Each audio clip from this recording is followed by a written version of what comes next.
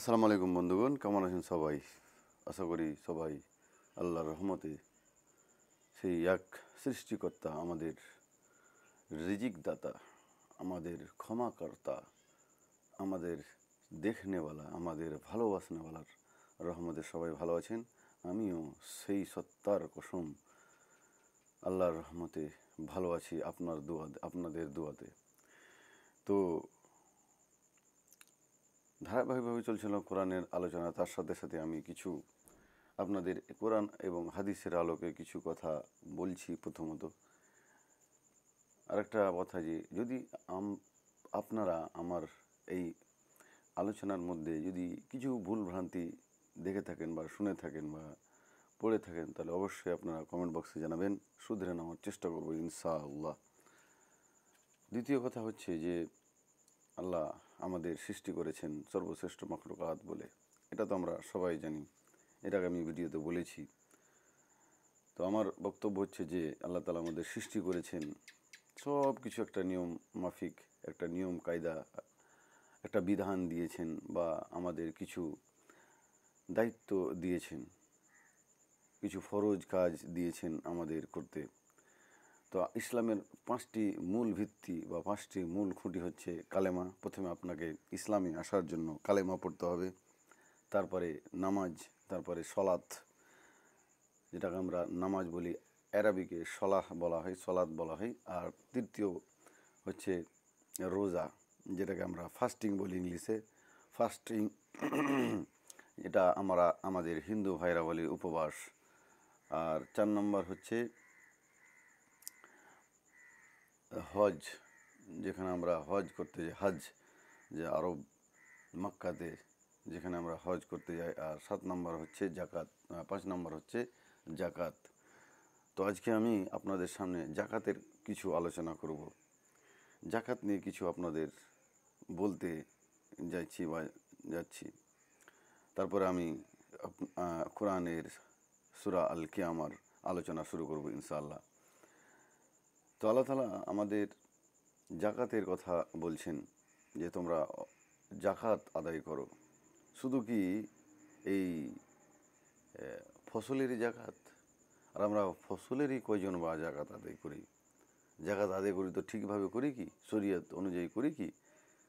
শরীয়তে আমাদের যেভাবে বলা আছে সেভাবে কি আমরা জাকাত আদায় করি? আপনারা তো শুধু দেখছেন এই ফকিরটা, বা কত কষ্ট ফকিরটার, এই মিসকিনটার কত কষ্ট, এই এতিম বাচ্চাটার কত কষ্ট, যে আপনি যে লাখ লাখ টাকা জাকাতের মেরে খাচ্ছেন, নিজের সম্পদটাকে মধ্যে জাকাত দেন না। তা আপনি কি একবার ভাবছেন? এই যে দাদা আপনাকে বলছি, এই যে আপনি শুনছেন আপনার বাড়িতে ট্রাক্টর আছে, 130 বিঘা সম্পদ আছে, এতগুলো বাগান আছে, এতগুলো পুকুর আছে। তো আপনি বাগানের, পুকুরের, এই যে আমাদের আজকাল মাখানা উঠছে বিহারে এবং বেঙ্গলে, এই মাখানাগুলোর জাকাত আমরা কজন দিচ্ছি কি? দিনে দিনে দিনে একবারও দিনে। আপনারা বলতে পারেন কজন এর জাকাত বের করছেন? অর্থ যে ইনকাম করছেন, অর্থটার কজন জাকাত বের করছেন বলতে পারবেন? আপনার যে সম্পদ আছে, আপনার যে বাগান আছে, তো সেই বাগানের সম্পদের, সেই পুকুরের আপনারা কজন জাকাত বের করছেন? শুধু শুধু কি এই ধান, চাল আর গমের এই বাস এটুকু আপনার জাকাত? না না না না না না, ইসলাম এত এত সংকীর্ণ নয় দাদা, ও ভাইরা, ও আমার বোনেরা, ইসলাম এত সংকীর্ণ নয়। আমাদের জাকাত আদায় করতে হবে, সব কিছুরই জাকাত আদায় করতে হবে। তাহলে আপনি আপনার দায়িত্ব বুঝে নিতে পারবেন। তাহলে কোনো গরিব আর ফকির, তাহলে তারা কষ্টে অনাহারে দিন কাটাতো না।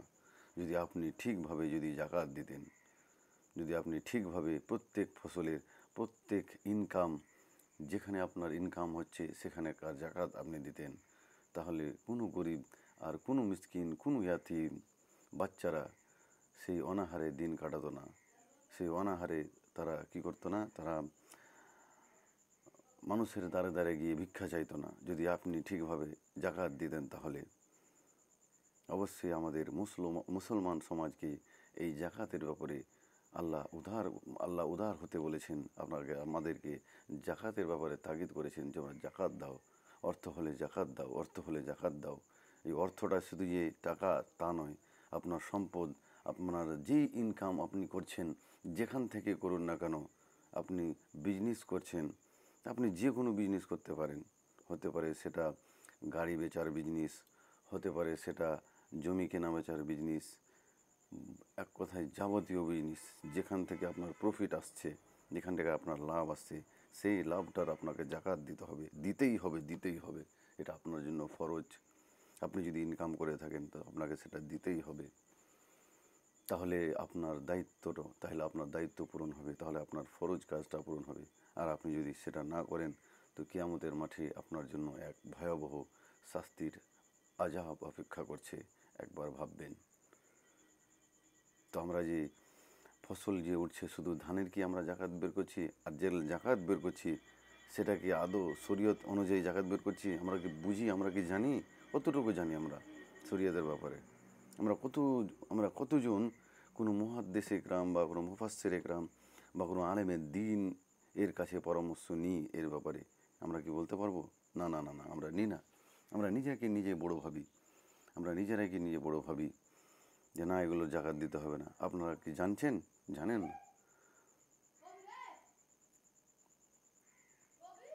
একটু পরে আসছি, থাম। তো এইভাবে আমাদের জাকাত আদায় করতে হবে, আমাদের জাকাত দিতে হবে। তাহলে আমাদের নিস্তার আছে, তাহলে আল্লাহ আমাদের নিস্তার দেবেন। আর জাকাত এর ব্যাপারে আল্লাহ আমাদের নবীও আমাদের বলে গেছেন, তাগিদ দিয়েছেন, তোমরা জাকাত আদায় করো। অর্থ হলে জাকাত দাও। আর সেটা যে কোনো ক্ষেত্রে হতে পারে। আমাদের জাকাত দিতে হবে, আমাদের জাকাতটা আদায় করতে হবে। তাহলেই আমাদের ফরজ কাজ একটা আদায় হবে।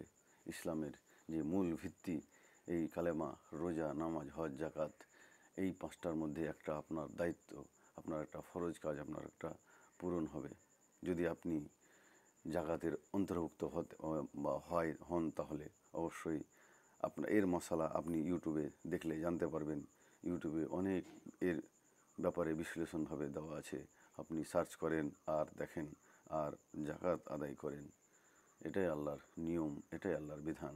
চলুন আমরা এই কোরআন দিয়ে, এই কোরআনের আলোকে আমাদের জীবনটাকে তৈরি করি।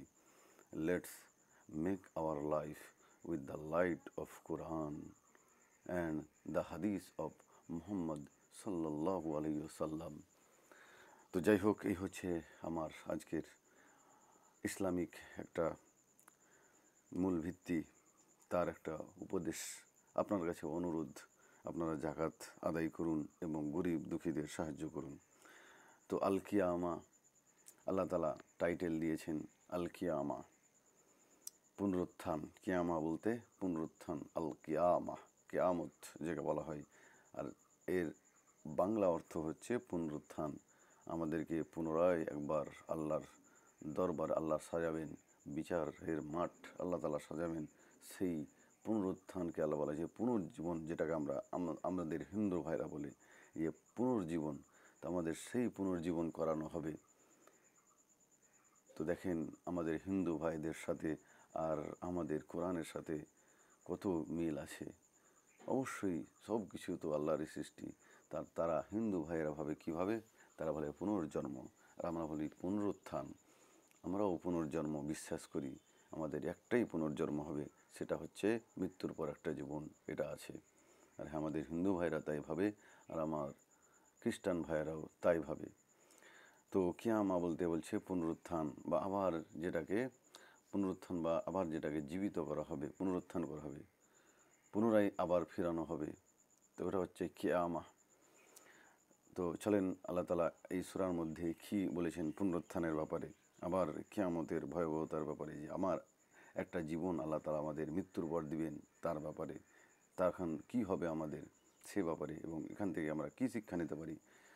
আউযু বিল্লাহি মিনাশ শাইতানির রাজিম। বিসমিল্লাহির রহমানির রহিম। পরম করুণাময় অসীম দয়ালু আল্লাহর নামে শুরু করছি। লা উকসিমু বিয়াউমিল কিয়ামাত, আমি কসম করছি কিয়ামতের দিনের। সুবহানাল্লাহ। তো আল্লাহ কসম খাচ্ছেন কিয়ামতের দিনের। আর একটা কথা, আল্লাহ তার সৃষ্টির কসম খাবেন, এটা আল্লাহর জন্য বৈধ। আর আমরা কোনো সৃষ্টির কসম খাবো না, এটা আমাদের জন্য অবৈধ, এটা আপনারা মাথায় রাখবেন।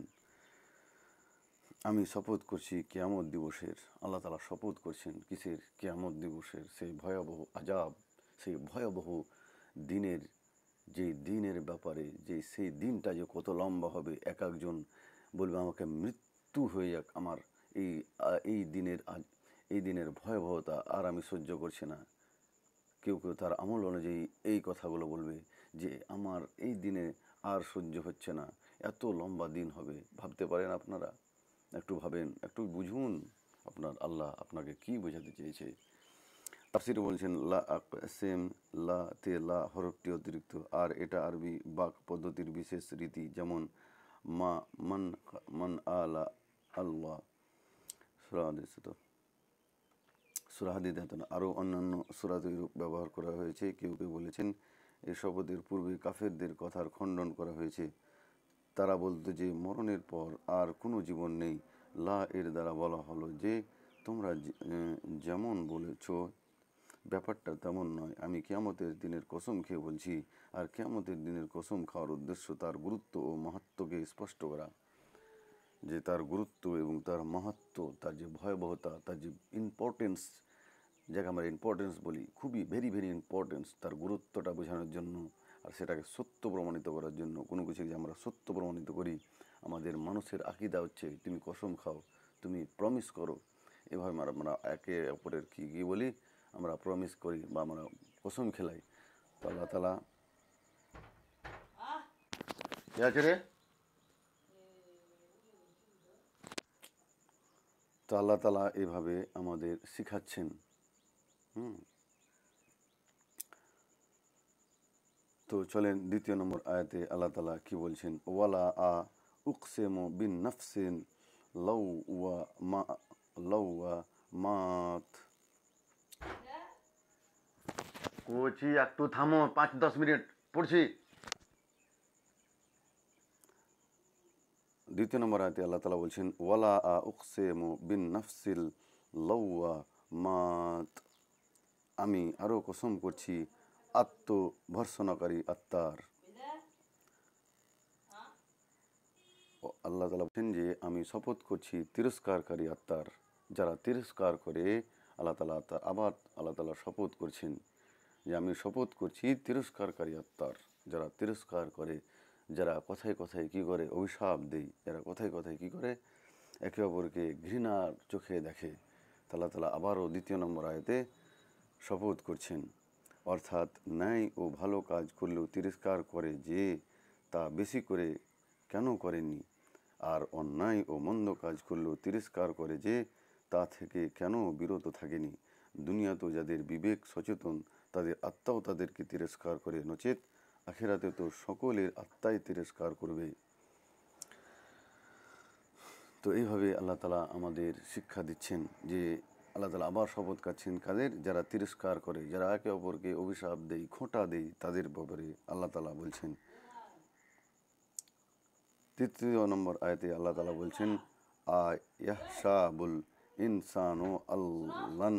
তোমাকে কোচি থামো, পড়াশোনা করছি, কি বুঝো। আয়াহসাবুল ইনসানু আল্লান নাজমা আ এজা মাহু।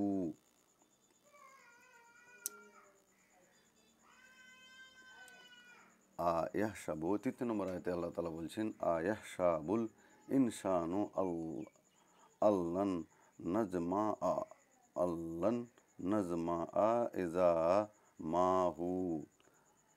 তৃতীয় নম্বর আয়াতে আল্লাহ তাআলা বলছেন মানুষ কি মনে করে যে আমি কখনোই তার অস্থিসমূহ একত্র করব না। এবার আল্লাহ তাআলা প্রশ্ন করেছেন যে মানুষ কি মনে করে যে আমি তার অস্থিসমূহ একত্র করতে পারবো না। মানুষ কীভাবে, আল্লাহ তাআলা এবার কসম খেয়ে বলছেন যে মানুষ কীভাবে তার যে হাড়গুলো সব কবরের মধ্যে, আমরা কবর দিই, মানুষকে সমাধি করি বা দাফন করি এভাবে মাটির নিচে। কিন্তু আল্লাহ তাআলা এখানে প্রশ্ন করছেন যে মানুষ কীভাবে যে আমরা এই মরে যাব, সব কিছু আমাদের হাড় গুড় সব আলাদা আলাদা হয়ে যাবে, আর আমাদের কি আল্লাহ তাআলা এক করতে পারবেন না, আমাদেরকে আবার জীবিত করতে পারবেন না এক করে? আল্লাহ তাআলা এখানে প্রশ্ন করছেন। কেন করছেন? আল্লাহ তাআলার ক্ষমতা আছে, আল্লাহ তাআলা সেটা করবেন, আর সেটা আল্লাহ তাআলা করে দেখাবেন ইনশাআল্লাহ। তাফসীরগণ বলছেন এটা কসমের জবাব, এটা কসমের জবাব। আল্লাহ কসম খেলেন প্রথমে যে এই সে কিয়ামতের দিনের কথা, আর যারা তিরস্কারকারী, যারা অভিশাপ, যারা একে অপরকে খোঁটা দেই, তাদের কসম খেয়ে বললেন। আর তৃতীয় নম্বর আয়াতে তার উত্তর দিচ্ছেন। মানুষ কি মনে করে? কি মনে করে মানুষ? কতটুকু মনে করে আমি তার অস্থিসমূহ একত্রিত করতে পারবো না? তারা কি ভাবে? তারা কতটুকু ভাবে তারা যে এইভাবে তারা জীবন তাদের শেষ হয়ে যাবে, তারা মরে যাবে, তারা পুড়ে যাবে, তারা মাটিতে গলে যাবে, তাদের অস্থিসমূহ আমি একত্র করতে পারবো না? অবশ্যই তাদের অস্থিকে আমি এক করে দেবো, আর তাদেরকে আমি আবার জীবিত করব। আল্লাহ তাআলা এখানে সেটাই প্রশ্নর মধ্যে উত্তর আল্লাহ তাআলা রেখেছেন। যদি আমরা বুঝি এই কোরআন, সুবহানাল্লাহ, এর গভীরতা এত এত এত বিশাল যে সমুদ্র গভীরতাও এর কাছে হার মেনে যাবে। তো এটা কসমের জবাব। এখানে ইনসান বলতে কাফের ও নাস্তিককে বোঝানো হয়েছে, যারা কিয়ামতকে বিশ্বাস করে না কিন্তু তাদের ধারণা ভুল। মহান আল্লাহ অবশ্যই মানুষের সমস্ত অঙ্গ প্রত্যঙ্গকে একত্রিত করবেন। এখানে বিশেষ করে অস্থি বা হাড়ের কথা উল্লেখ করা হয়েছে, কারণ অস্থি হলো মানবদেহ সৃষ্টির মৌলিক কাঠামো। এখানে হাড়ের কথা এই জন্য আল্লাহ তাআলা বলেছেন, যে তাফসীরগণ বলছেন যে মানব জাতির এটাই হচ্ছে প্রথম কাঠামো, এটাই প্রথম গঠন। তো আল্লাহ তাআলা এভাবে আমাদের শিক্ষা দিচ্ছেন কোরআনের মধ্যে, যাতে করে আমরা আমাদের জীবনটাকে পরিবর্তন করি, আমাদের জীবনটাকে সেই নর্দমা থেকে, সেই পাপ এর মধ্যে থেকে বের হয়ে আল্লাহর রাস্তায় নিজেকে সঁপে দিই, এবং এই কোরআন দিয়ে আমাদের জীবনটাকে পরিচালনা করি। তো এইভাবে আল্লাহ তাআলা আমাদের শিক্ষা দিচ্ছেন, এভাবে আল্লাহ তাআলা আমাদের বুঝিয়েছেন এই কোরআনের মধ্যে। আর যদি আমরা আরও বুঝতে চাই, আরও এর গভীরতা ঢুকতে চাই, তাহলে অবশ্যই আমাদের কি করতে হবে? আমাদের প্রিয় নবী হজরত মুহাম্মদ সাল্লাল্লাহু আলাইহি সাল্লামের দেওয়া এই হাদিসকে ফলো করতে হবে, হাদিসকে দেখতে হবে। তো এই হচ্ছে 1 নম্বর থেকে 3 নম্বর আয়াতের মানে এবং তাফসীর। তো ভিডিওটা ভালো লাগলে অবশ্যই বন্ধুদের সাথে শেয়ার করবেন। আর একটা কথা, ভালো জিনিস শেয়ার করুন, ভালো জিনিস দেখেন, তাহলে আপনার উপকার, আর অন্যদেরকেও দেখার সুযোগ করেন। আর একটা কথা মনে রাখবেন, আপনার কাজ একদিন থাকবে এই পৃথিবীতে। আপনি যদি ভালো কাজ করে যান, তাহলে অবশ্যই সেটার গুরুত্ব এই পৃথিবীতে থাকবে। আর আপনি যদি ভালো কাজ করেন, তাহলে তার ফল আপনি পাবেনই ইনশাআল্লাহ। তো ভিডিওটা ভালো লাগলে অবশ্যই শেয়ার করবেন বন্ধুদের সাথে, আর চ্যানেলটাকে সাবস্ক্রাইব করে আপনি ঘন্টাটা দেবেন। আর ইউটিউবে দেখছেন তাহলে ঘন্টাটা চ্যানেলটাকে সাবস্ক্রাইব করবেন। সবাই ভালো থাকেন, সুস্থ থাকেন।